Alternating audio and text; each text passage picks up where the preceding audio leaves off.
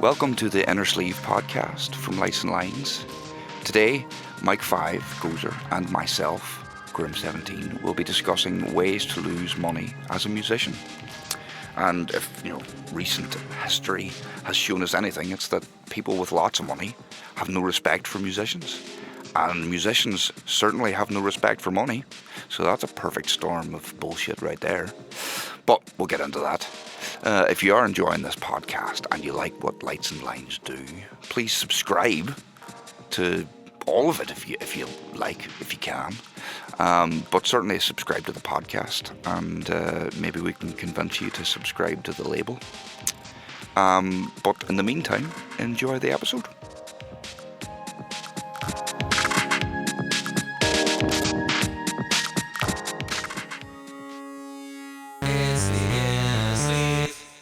Right, yes, let's move on to the next thing. I think the next thing was... Good ways to lose money as a musician. Oh, fuck. Shit. Mike, you are eminently qualified to talk about this, aren't you? Start a record label. That's the first way. Give everyone half the profits. Produce CDs. Yeah. Signed Grim17 and Gozer Goodspeed. Yeah. Fuck yeah. Where I was going to kick this one off, actually, is there are so many, which everyone wants a piece of you, right, as a musician, and it kind of plays into what we were talking about, with it's almost like we have a bit of narcissism, I guess, as human beings, where we think, maybe if I just do this, I'll become famous. Maybe we've always got that bit of carrot as a musician. Maybe more people will hear myself. So you have, pay me some money and I'll review your album. Oh, that's amazing. Have all of my money. You go, and then you look, hang on, who's actually looking at your site where you review it? Or hang on, hasn't ChatGPT written that review and I've just given you a tenner for it and no one's fucking looking at it. But it kind of stems from the culture. I remember doing this once and regretting it. We didn't lose any money, thankfully, but it would have been very easy to. I've always been very against it. But it stems from the pay to play thing, right? Which is we're a gig promoter, whoever we are, and we've got a venue and we want you to come and play. You go, all right, brilliant. And often they would go, by the way, Noel Gallagher's mate's dad is DJing afterwards. You go, oh, that's amazing. Noel Gallagher, fantastic. But anyway, we want you to play this thing. And you go, okay. And you go, here are some tickets. Here's 50 tickets, right? You go and sell them. You can sell them for whatever you like. I mean, the price is on the ticket, but if you want to sell them for more, that's fine. You sell them for, if you're like, oh, brilliant. All right, thanks very much. And we need you to give us 350 quid for those tickets. You go, hang on a minute. What if I don't sell them? Well, that's okay. You'll sell them. You've got friends, haven't you? And you go, okay. And like I said, I did this kind of once, right? And you go, oh, I'll give you some money. All right, okay. But if I need, they're giving me 50 tickets, I need to sell, 35 and I'll make my money back and the rest is profit. You kind of work it all out and you go and do it. And we did it. And it was like, okay, fine. But of course, what happens is you have a gig where you're playing to your mates. In some people's cases, I've seen literally they've sold their mum a ticket, whoever else, right? And you go, you're playing that gig and all of your mates will watch your set and then all clap and go, oh, well done, guys, that was fantastic. And then they'll all fuck off and then the next group of people will come in and they'll watch their mates' band and they'll all clap and go, well done, guys, that's brilliant. But actually suck their dicks. And then they'll all go off and then the next group. And you go, well, I might as well have played in my fucking living room to my mates and my mum. Like, why have I given someone, I might as well have charged them for £5 to come to my house. So I mean, or I could have rented the Village Hall for 100 quid. Like, it's a totally pointless activity, but it's those people that charge for those tickets in that scenario take zero risk, right? Because they don't care if anyone turns up or not. The bands have paid for the privilege of playing. And often it'd be like, come and play the O2 Arena in Walthamstow. Come and play this famous venue's sister venue, whatever. And it's like, it's all absolute bullshit. The Arctic Monkeys once played here and now they're famous. It's like, but what? And it's just that whole scene, but it's translated now into pay for this review, pay to get me on this playlist, which is explicitly against the terms on Spotify, but Spotify do fuck all to crack down on it. pay us some money, and then when you've paid us to get on this playlist, make sure you listen to the playlist loads of times so everyone gets loads of plays. You go, well, I might as well just send the other musicians my fucking song. Yeah. Like, you're not actually building a fan base, and I really could do this for days, this rant, but you're not. There's no sense of working together, building a community, building a fan base, kind of sharing that kind of moment with people. None of that exists in those scenarios. It's just someone who wants to get a piece of you. But we all, maybe you guys haven't fallen for it, but so many people fall for it. Most people regret it. It gets people nowhere. Radio pluggers, I mean, there are some legit radio pluggers, and I get the purpose of that role to a certain extent, but I am not paying you to try and get me on Planet Rock. Yeah. Like, what is the point? We already, radio, like we said about monoculture, and like, who's listening to that? And are they sitting there with a notepad writing down the name of the band and the song? No, they're listening to go, oh yeah, that's cool, and then they never fucking do anything about it again. So what do I gain? At best, someone streams it, and I gain 0.0003 pence from paying someone 150 quid to plug me to Planet Rock. It's just insane. Yeah. But that culture is, I think, the biggest. I mean, it's not one thing, right? But it is the biggest way to waste money as a musician, is to pay people to do shit that will get you zero results. That's my rant on that. That's pretty good. Pretty good. Pretty good way to waste money, definitely. What about you, Grim? What do you say? Do you know what I and there are going to be so many people who are going to fucking hate hearing this one. But like my thing is, if you're on a fucking base level as a musician, if you're making any money at all, or barely making any money whatsoever, shelling out for like a fucking £1,000, £2,000 guitar. I was going to talk about this. Yeah, because the thing about it is, most musicians, when they get to a certain level where they want to shell out for that kind of guitar, have been playing the same 60 quid guitar that they got since they were 14, and they know that instrument inside and out, so they can make that fucking thing do things that will take them years to learn how to do on the fucking upgrade to a £1,000 guitar. Do you know what I mean? It's like, you cannot buy, you cannot pay for the experience you had with a shit instrument. Because there was for instance, there was this gig I did years ago, and I have literally what I just described, this shitty, cheap 60 quid Stratocaster knockoff, and it was a really nice orange amp that was at the venue, and I plugged the guitar in and started playing through this orange amp. And I don't know what was the owner of the fucking whoever owned the amp came up to me and went, "Man, what type of guitar are you playing? Because that sounds so fucking good through my amp." And I was like, "It's literally the shittiest, cheapest guitar that you could possibly imagine." And he was like, "Jesus, I have really expensive instruments and they don't sound that good through that thing." And it's just like the number of stories that I've heard that are similar to that, where people really know their instrument, even though it's a cheap instrument, are going to be way better than someone that has the most expensive guitar, knows basically how to play the guitar, but has only been playing that instrument for, I don't know, 6 months maybe.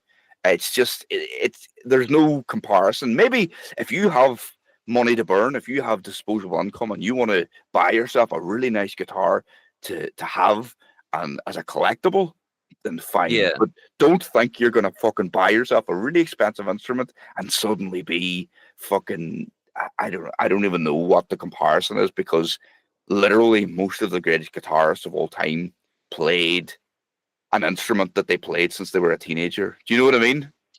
Yeah.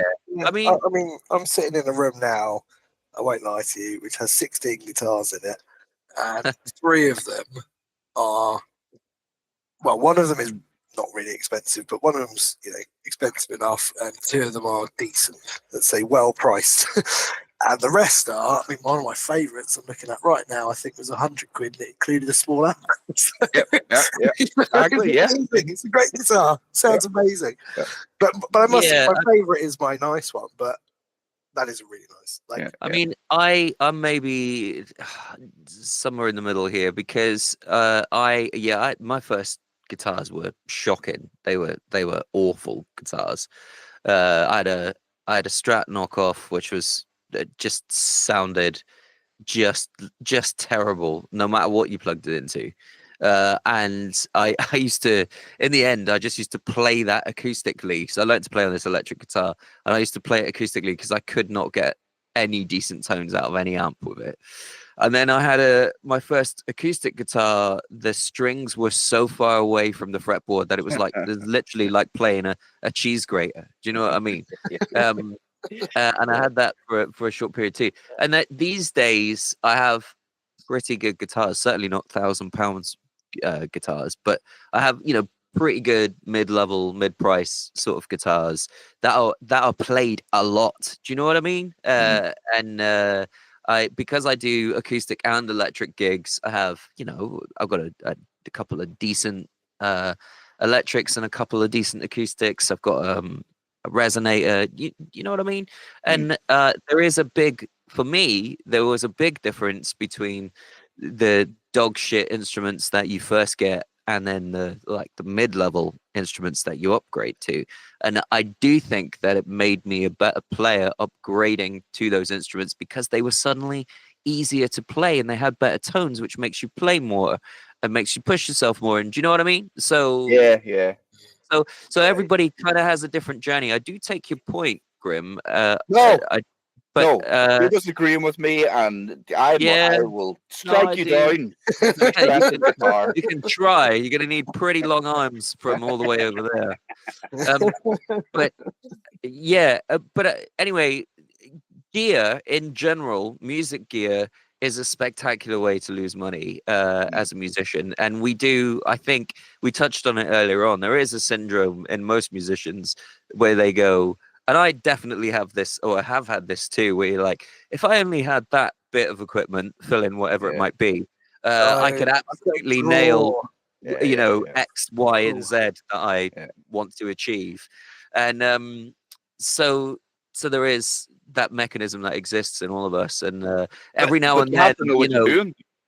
You have to. You can have X, Y, or Z, but if you don't know what you're doing, it's like. Half of the stuff that I have here now, I can use now as a producer, as a man behind these screens and this desk, because of how many years I've been doing this, and I know how to get the best out of it. But when I first got this shit, I was like, "This is going to be amazing! It's going to be so fucking good." Wait till you hear the stuff that I'm going to do with this, and it was always shite because I didn't know how to use it. I didn't know what I was doing. Yeah, but then there's beauty in that as well, isn't there? Because that also speaks to your character, which is much like mine, which is like, well, I'll figure it out. Do you know what I mean? I'll get it, and it's an amazing bit of kit, and fuck it, I'm amazing. I'll figure it out. How hard can it be? It's like Indy trying to fly that plane, in Doom. And she goes, "Do you fly a plane?" And he goes, how hard could it be? And that's exactly my attitude to all this musical equipment. It's like, what was it John Lennon said? I'm a musician. Give me a tuba. I'll make something out of it. So that definitely is part of my psyche. But I just think like plugins is another thing as well. If you get into the production side of things, plugins can get really desirable really quickly, and you're like, oh yeah, if I just had that, imagine the tone shaping that I could do. And so good though, some of them. Oh my god. Yeah, absolutely. Imagine the selection of reverbs that I could have. Look, take it from a man who's extensively done mastering. I got myself. I upgraded Ozone. Got myself a nice fucking Ozone mastering plugin. I still have to do my own EQ. you know what I mean? Even using the Ozone thing, I still have to go back in and do my own EQ with the bog standard EQ meter that I use in Ableton and have used for years to get the best sound out of stuff. Do you know what I mean? So if you know what you're doing, the basics of almost any of the software is probably gonna be as good as anything else. So quick question for both of you, right? Have you ever deliberately bought something that's cheap and shit because you wanted to see how good you can make it sound? Because I have, for example, while we were having that conversation, I just opened a drawer and I counted, I think, 33 guitar pedals, right? Yeah. Now, one of them Cost me Yeah, yeah, £14 on Amazon.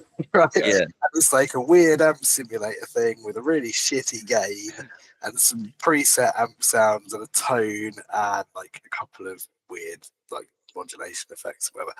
And I spent a hell of a long time trying to make that sound good. And I have to say, that's the one that got away. Like, I never managed it. Whereas other things Yeah, I've kind of gone, oh, that's a really dirty sound. I'll use that. So I've never managed to use that for anything. Because guitar pedals are, yeah, you're absolutely right about that. And I have, there's that sweet spot that you're always looking for as a guitar player. You're like, oh, look, that costs like £13, but it's got 50 5-star reviews on Amazon.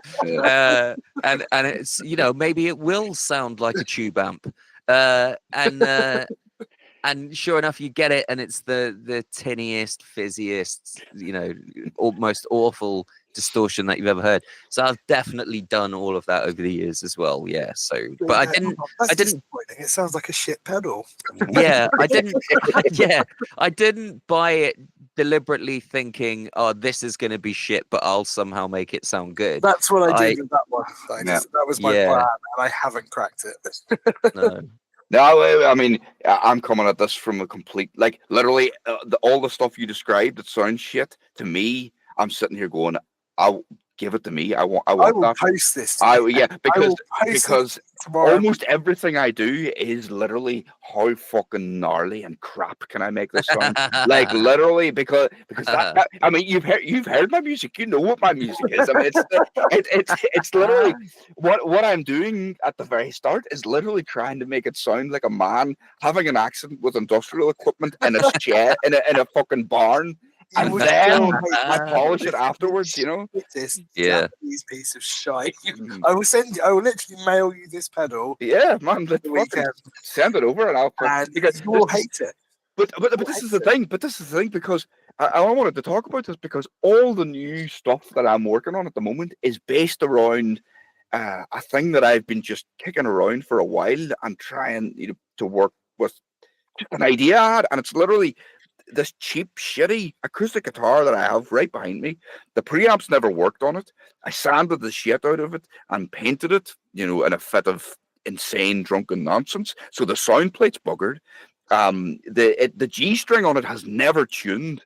I cannot get the fucking thing to tune, so I just took the G string off altogether. It's got these really heavy gauge dead strings on it. It's tuned to drop C, open C. Wow. Yeah, and I've just been recording this through my ribbon mic and putting it through a load of digital saturation and then dropping some of it down an octave, and it's just this earthy, beefy, meaty, just amazing sound to it. And everything I'm doing at the moment is based around that sound. So yeah. In summation, I want things to sound. I want it to be terrible. Give it to me terrible. By the way, I did the Japanese a disservice here. It says made in China. I'm going to send you this. It is called, the name of the pedal is Guitar Multi Effects Multipad 100. All right. Well, it's got a tuner on it, by the way, which I also couldn't get to fucking work. I'm going to send you it. Well, I think we have different aims, don't we? When it comes to recording, and I'm always looking for I want the greatest guitar tones that I can possibly get. Do you know what I mean? And once I've dealt with the guitars, I want the greatest vocal sound that I can possibly get with the and I'm trying to make cheap and middle grade equipment sound as beautiful as possible. Yeah. So different aims for different folks, I guess. Well, I mean, and it is possible. That's the thing. This is the thing, and this is the thing that I will say to anyone. Because some people still swear by the purism of analog gear, even when they're recording. And to them, I say you can fuck right off, because if you think you can tell the difference between analog gear recording in and some of the stuff you can get digitally now, you're a fucking liar, because you definitely cannot. Because the shit is so good now on the computer, there is no difference. You cannot tell the difference. Now, I will grant you that you can definitely tell the difference between something that you hear digitally from a computer and a vinyl record. I know that this is genuinely true because, you know, because first of all, I've read the studies and I've read all the stuff, and it is a vinyl record is an actual recreation, a physical recreation of those sounds. Yeah. I will grant you that. But anybody that says that you need analog gear to fucking record anything to sound as good as anything else out there, they're a fucking liar. Well, especially because it gets processed digitally. Yeah. Like, if you record on analog gear straight to cassette and give it to your mates, it probably sounds really good. But the reality is, you stick it through a computer and process it a million times and put it out on Spotify. So it sounds exactly the fucking same. Well, yeah, but the algorithms are so fucking good, and they've been trained so well on everything that we have, all the recordings that we could possibly have. At this point, it's an exact recreation, you know, as far as recording's concerned, you know. So it's no, man. If you want to do it because you want to do it, absolutely. If it's something you feel, just you get the best out of it, fine. That's fine. But if you think there's genuinely a difference, then I don't. No, you are not a person that I want to know or converse with. Or It's a no from Grim. Yeah, exactly. Yeah, that's a reality show. I think we should. Come and convince me. Yeah. Analog I'm the or Simon digital. Cowell here. They play you a song, and you have to decide whether it's analog or digital, and you're just like,